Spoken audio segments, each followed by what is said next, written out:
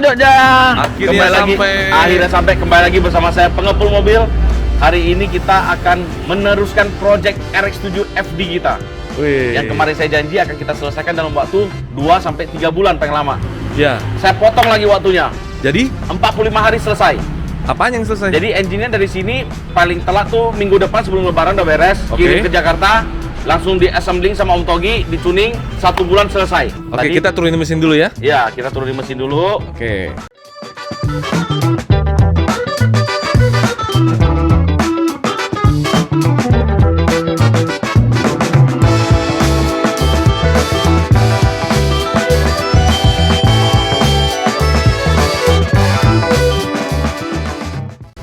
Nah, ini mesinnya baru turun. Kira-kira kalau langkah pertama yang dicek apa nih kok? Kita cek semuanya lah, semuanya langsung kita cek semua. Ini satu persatu kita bongkar dulu. Nanti kita lihat internalnya dulu. Kira-kira ada permasalahan apa di dalam. Kalau nggak ada permasalahan, berarti tinggal kita cleaning. Oke. Internalnya. Langsung dibongkar aja ya kok. Ya.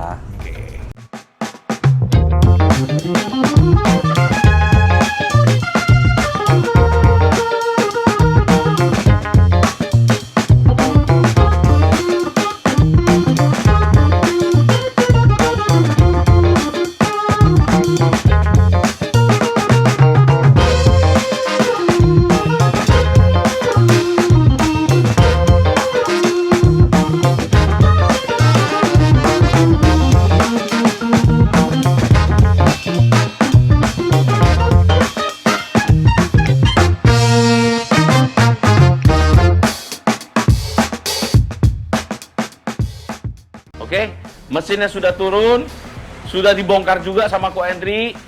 Kesimpulannya apa? Kita tanya langsung sama yang bongkar, si Oke, empunya. Si empunya. Si empunya ya. Nah, nih. Halo Ko Hendri. Halo. Ketemu lagi nih. Nih Ko Hendri nih. Yuk, duduk. Nah. Jadi kan udah dikasih lihat tuh mesinnya yang udah dibongkar-bongkar semuanya. Ya. Ya. Hasilnya begini ya Ko ya. Jadi ini mesinnya kondisinya Masih oke banget ini mesinnya. Mesinnya masih oke banget. Ya ini cuman ini kotor karena kan kita belum bersihin. Jadi ini kita bongkar, kita display dulu nih. Tuh. Semua oke semua, nggak ada Dibilang masalah. kotor banget juga enggak ya Ko ya? Dalamnya Enggak. bersih ya termasuk ya. Ya. Masih oke semua. Nah, berarti mobil mesin yang ini yang udah gue bongkar, kesimpulannya kita nggak bakal brick spot atau Nggak. porting lagi ya. Enggak. Udah. Karena bawaannya sudah Straight pot. straight, buatan dari Jepang langsung. Sorry, street itu apa sih maksudnya kok? Tuh. Jadi perbedaannya gini, kalau Sabar ya. Iya, sabar. siap. Kalau dia begitu kok, Gua taunya karena street itu aku suka jalan. emosi. Nah, Street jadi itu jalan, gua nggak tahu. Jadi straight tuh gini, kalau peribahasanya kalau kita portingnya straight, kita mau pakai daily pun masih nyaman. Oh. Kalau oke. kita porting terlalu gede, pakai harian daily nggak nyaman punya. Nah, itu Gas terjadi di FC. RX7 FC gua. Tapi kalau untuk balap, Untuk balap Untuk sama balap ya mau nggak mau Iya, harus gede. balap sama night ride bawa malam tuh, nah punya gue tuh enak banget. Makanya kita ngegas sampai gear 2, gear 3 nggak berani habis. Nah, nanti kita cobain di next vlog RX7 gimana kesannya kita bawa jalan. oke. Cocok kok rasa? Cocok. Oke. Tapi kalau yang FC lu itu lu diadu sama Evo 600 HP berani nggak? Beda, Evo kan 4 wheel. Oh, Jadi ini. ibarat Evo 300-an aja udah bisa ngejar FC gua. Oh, Dia gitu. 4 wheel, dia nggak ada habis. Beda kelas lah ya. Nggak habis tenaga buat dia apa kopelnya ya gue ya. Dia pakai transfer case langsung jalan begitu, beda ceritanya. Oke. Tapi kalau untuk feel berkendara ya boleh coba lah gitu. Nah, Yang jelas suaranya nggak ada yang ngalahin deh Ah, kelihatannya. suaranya. bedanya brick spot sama street. Ya itu Ya kan? itu perbedaannya di situ. Cuman namanya rotary, kalau dibandingin sama piston, ya suara pasti rotary punya. Ibarat motor 2 tak sama 4 tak lah ya. Iya, beda.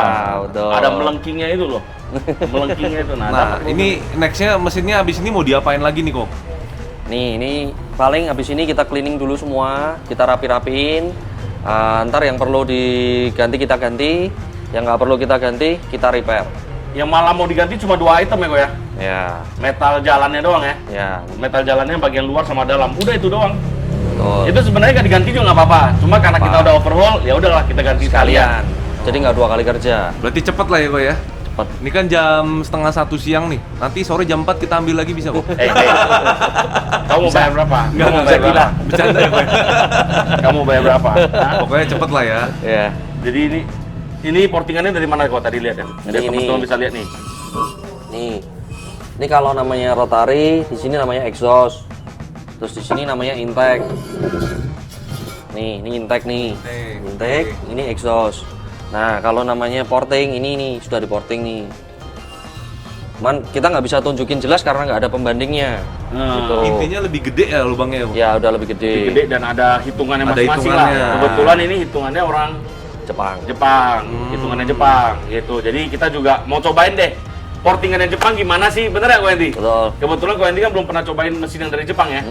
Nah ini kebetulan ada mesin dari Jepang. Om Togi juga pengen ngeriset juga. Kita lihat dari Jepang ini bisa dapat berapa HP gedenya. Kalau setahu saya yang dari Jepang tuh dia orang bukan ngejar HP ya, ngejar reliable. Ya, reliable-nya. Reliable-nya. Jadi Awet.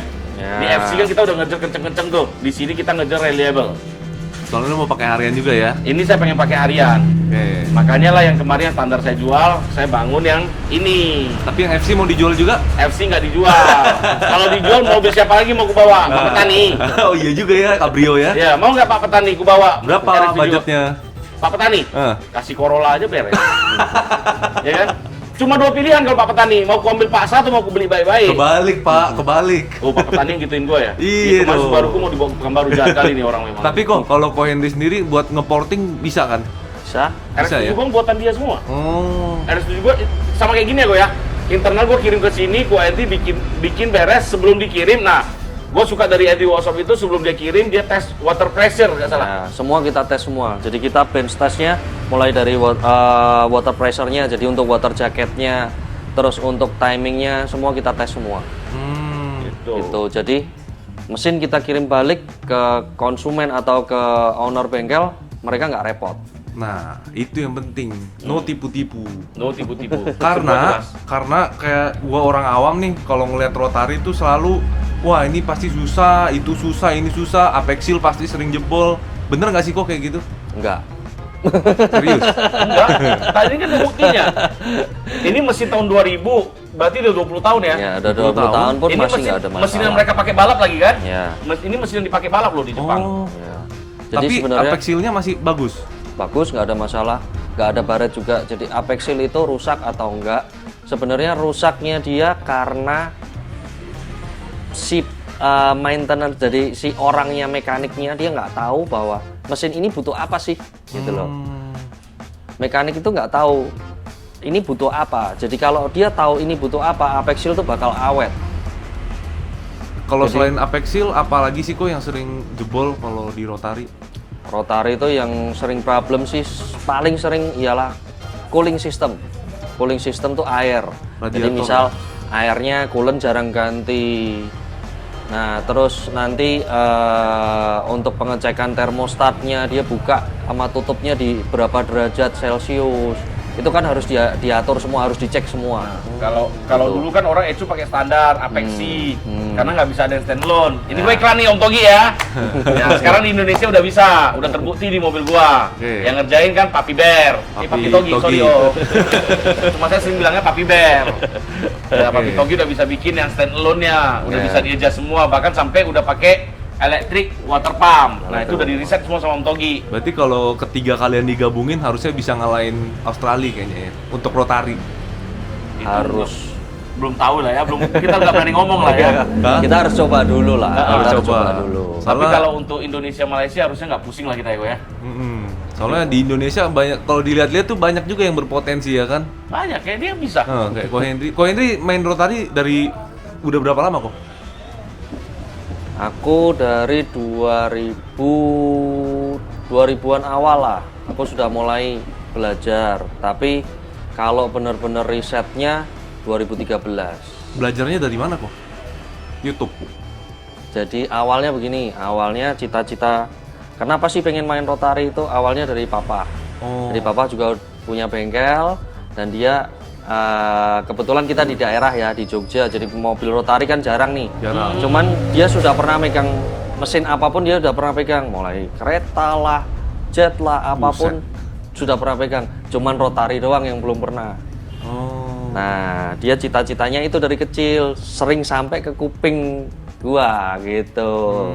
Karena itulah jadi terobsesi untuk mewujudkan si cita-citanya dari papa itu. Berarti ada sekolahnya Koko Henry, ada sekolahnya juga. Jadi dulu ada temen jadi kebetulan aku punya jalan sampai ketemu sama si temen ini, terus temen ngajarin, udahlah yuk kita belajar. Gitu, kita belajar rotari dan dia ngajarin ke saya sampai saat ini. Itu nggak lepas dari riset. Riset, Ya kan? Pengalaman, riset. Lu ngeriset, habis itu butuh customer yang loyal. betul. Ya kan? Om Togi sering bilang, customer tuh semua yang punya uang tuh banyak. Yang loyal ada nggak? Gitu Ya, aja. betul. Ya kan? Betul, Bener nggak? betul. Yang lu misalnya ngerjain sesuatu namanya riset, pasti ada failnya. Ya, Begitu betul. failnya lu terima nggak? Sama kayak kemarin waktu RX7 FC saya. Ya. Kan sempat fail sekali itu. Saya fail sekali, habis itu mesinnya kita kirim di sini ganti pompa oli beres. Ya. Kalau masalah itu mau diributin panjang, kita bisa bilang, "Oi, ini dari Andy Workshop nggak bagus begini." Itu nggak bisa ngomong. Ya. Karena waktu Andy bikinnya kan itu ecunya waktu itu buat Microtech. Ya. Nggak rubah terlalu banyak. Cuma kan dari kita ganti standalone semua, di-adjust satu persatu. Nah, justru dari itulah makanya Ko Andy juga dapat ilmu. Betul. Ya kan? Betul. Udah bisa yang benar-benar adjust ya di Om Togi. Dia udah benar-benar ibaratnya udah khatam lah tentang mesin rotari, dia udah beres. Dari yang bukan DBW diganti sampai DBW RX7 FC loh, bukan RX8 loh. Iya. Kalau RX8 DBW biasa kok. Biasa. Aslinya pun Aslinya pun udah DBW.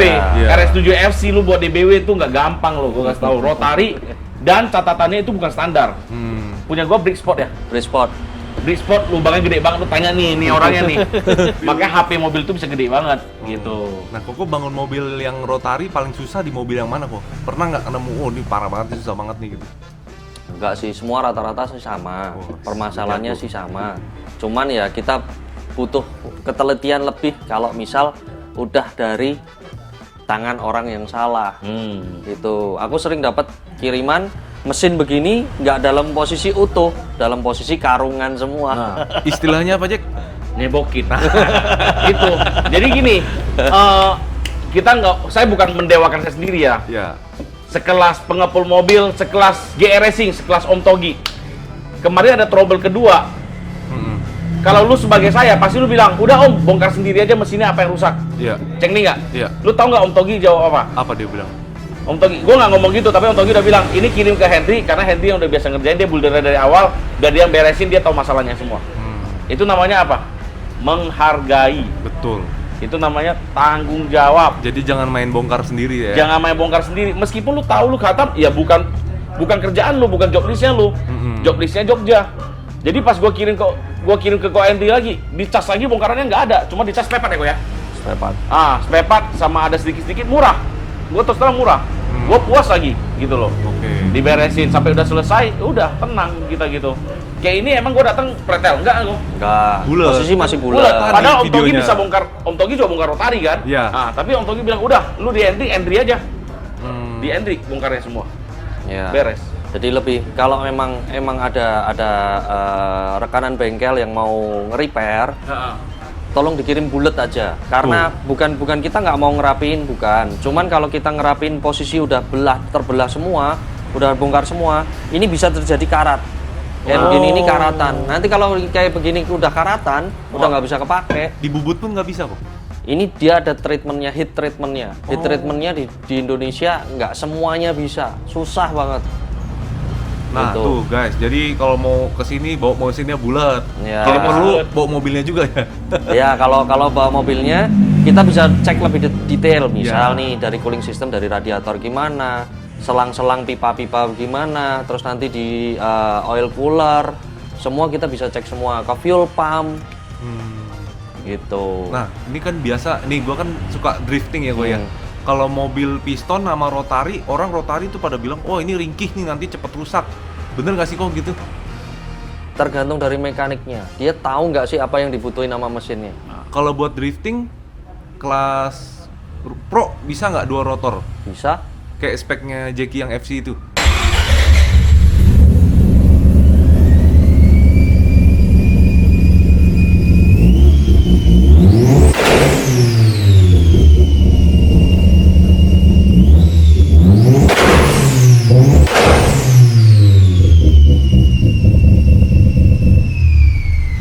bisa. Bisa. Cuman dari settingnya tempat Kojeki nanti tetap ada yang dirubah, entar dari mekanisnya atau dari Om Togi dari settingan softwarenya. Iya, software. Itu pasti ada yang penyesuaian. Karena Cuman- polisi kan lebih ke strict kan. Ya, cuman untuk apanya? Untuk bisa atau enggaknya bisa. Bisa.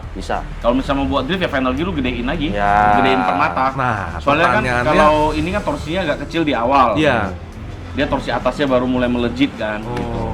Kayak mobil saya torsinya 300-an. Dia kali di rasio gearnya. Iya, ya. akalin di rasio gear sama gearbox gitu. Nah, itu untuk kalau pertanyaan untuk reliable. Kuat nggak sih kok mobil Kuat. rotari?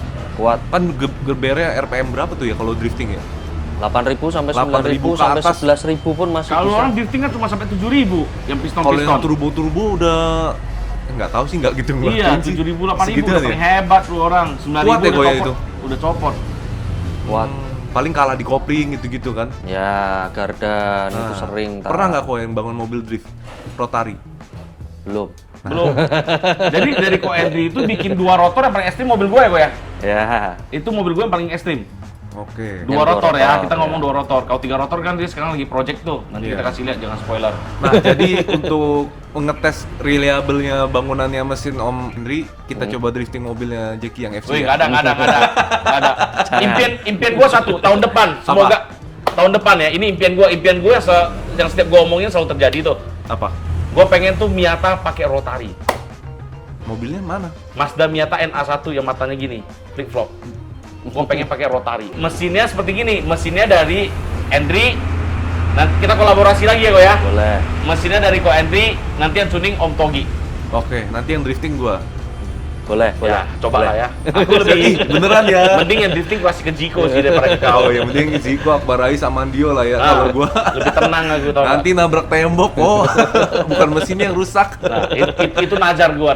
Kita tahun depan Ya, ya. semoga lah ya. Ya, kita lihat nanti gimana. Berarti rotari reliable ya, kok? Reliable. Reliable tadi bongkar mesinnya nggak sampai 1 jam. Tadi timelapse cuma 20 detik. Iya, tapi 20 detik. Nah, ini ini rotornya. pengerjaannya di sini rapi semua ya di. Nah, ini iya tadi baru dibongkar nggak sampai 1 jam. Begitu selesai bongkar langsung di wrapping ya. Ada bekas-bekas olinya dari wrapping. Olinya kenapa nggak dibersihin pakai bensin ya? Takut karat.